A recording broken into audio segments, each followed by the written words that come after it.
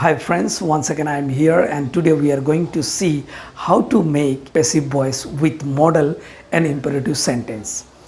So आज हम model और इम्परेटिव सेंटेंस को देखेंगे किस प्रकार एक्टिव से पैसिव वॉइस में बदला जाता है। सो चलिए देखते हैं। चलिए हम देखते हैं कैन में माइट शुड और मस्ट और आउट टू से किस प्रकार हम एक्टिव से पैसिव वॉइस में बदलेंगे। नंबर 1, एक्टिव से पैसिव वॉइस में बदलते समय सब्जेक्ट और कर्म ऑब्जेक्ट के रोल विपरीत हो जाता है, यानी एक्टिव वॉइस के सब्जेक्ट ऑब्जेक्ट में परिवर्तित हो जाता है। सेकेंड नंबर हम देखते हैं एक्टिव से पैसिव वॉइस बदलते समय थर्ड फॉर्म का प्रयोग होगा। तीसरा नंबर हम देखते हैं एक्टिव से पैसिव वॉइस में बदलते समय मॉडल के बाद सहायक क्रिया बी जोड़ी जाती है। चौथे नंबर एक्टिव से पैसिव वॉइस बदलते समय बाय एजेंट यानी द्वारा का प्रयोग होगा। जब हम एक्टिव वॉइस कैन को पैसिव वॉइस में बदलेंगे तो हम कैन बी का प्रयोग करेंगे। सी can play a violin, so हम ए वायलिन को पहले लगाएंगे, ए वायलिन, फिर कैन आएगा और साथ में यहां पर हमको बी लगाना है, कैन बी, और प्ले का हम थर्ड फॉर्म लगाएंगे प्लेड और एजेंट का प्रयोग करेंगे बाय, और सी का हम object cases her. A violin can be played by her. She can not play a violin, so यहां पर ए वायलिन, आप कैन के बाद आपको सीधे नॉट लगाना है, फिर बी लगाना है, can not be played third form ही लगेगा, फिर एजेंट, फिर her. Can she play a violin, so हम यहां पर लिखेंगे can a violin be played by her. अब जब हम मे का प्रयोग करेंगे सो पैसिव वॉइस में हम मे बी का प्रयोग करेंगे। May I buy the computers, the computer may be bought by me. I may not buy the computer. The computer may not be bought by me. May I buy the computer? May the computer be bought by me? Might का बनाते हैं, so हम might be का प्रयोग करेंगे इसमें। Guests might play chess. Chess might be played by guests. Guests might not play chess. Chess might not be played by guests. अब should का देखते हैं, so हम should be का प्रयोग करेंगे। The students should study all lesson. All lessons should be studied by students. Students should not study all lesson. All lesson should not be studied by students. Should students study all lesson? Should all lesson be studied by students? अब हम must का प्रयोग करेंगे, सो हम passive में must be का प्रयोग करेंगे। You must learn the test taking plans. Test taking plans must be learned by you.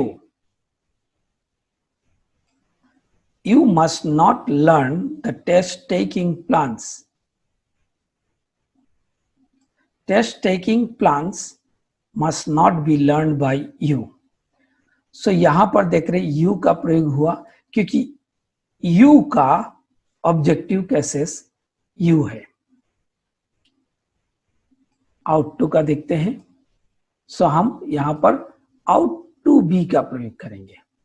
They ought to take the examinations, so हम द एग्जामिनेशन को पहले लगाएंगे, फिर आउट टू बी का प्रयोग करेंगे, फिर टेक का थर्ड फॉर्म होता है टेकन बाय, दे का देम। अब हम देखेंगे passive voice for past model.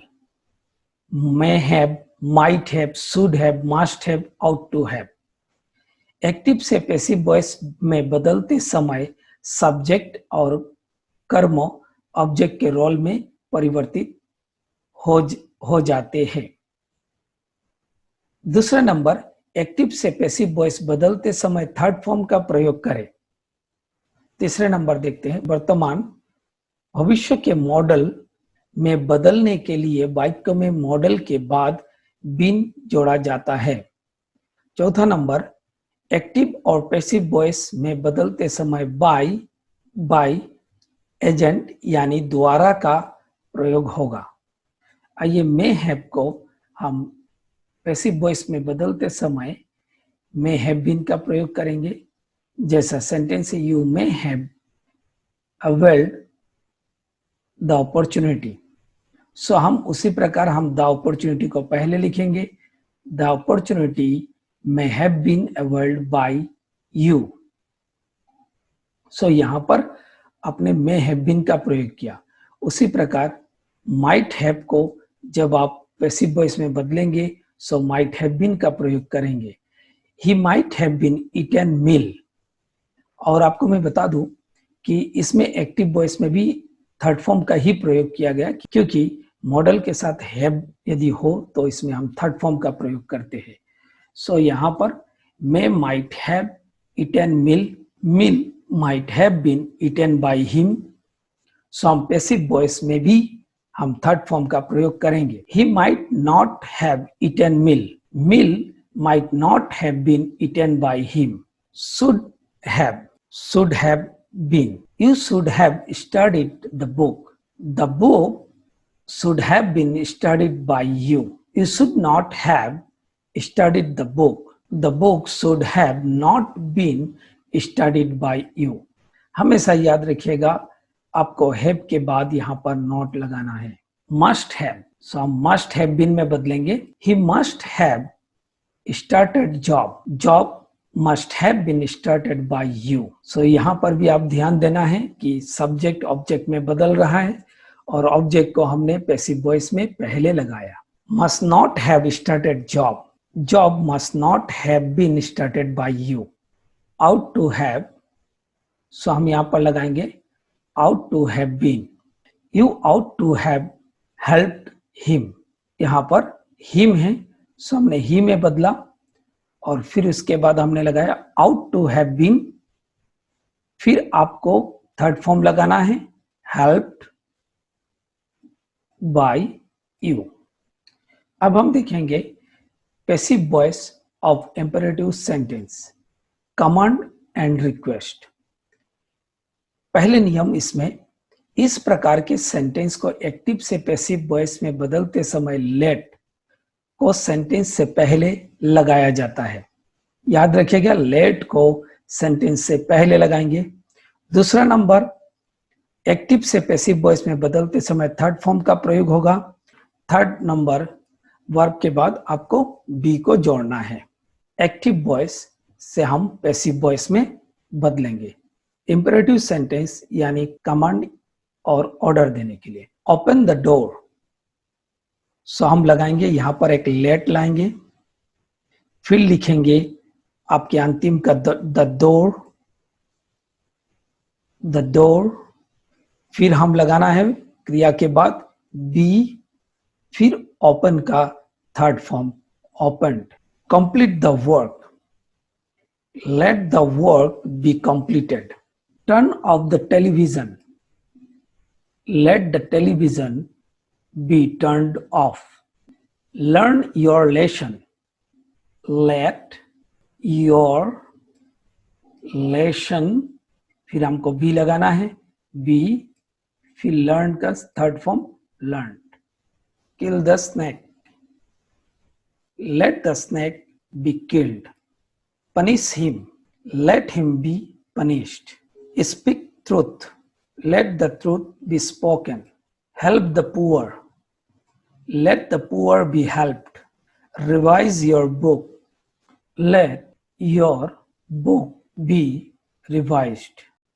clean your room, let your room, be cleaned। मैं उम्मीद करता हूं कि मॉडल से और इंपरेटिव सेंटेंस से किस प्रकार से एक्टिव पैसिव वॉइस बनाया जाता है ये आपको समझ में आया होगा। आप इसे पढ़ते रहे, समझते रहे और साथ में आप इसका प्रैक्टिस करना ना भूलें। Thank you so much friend for watching my video. Please subscribe, like and comment. Don't forget to click bell icon. साथ ही साथ आप इस वीडियो को स्टूडेंट्स के साथ शेयर करना ना भूलें। मैं आप लोग के साथ एक नई सब्जेक्ट के साथ नेक्स्ट वीडियो में मिलूंगा।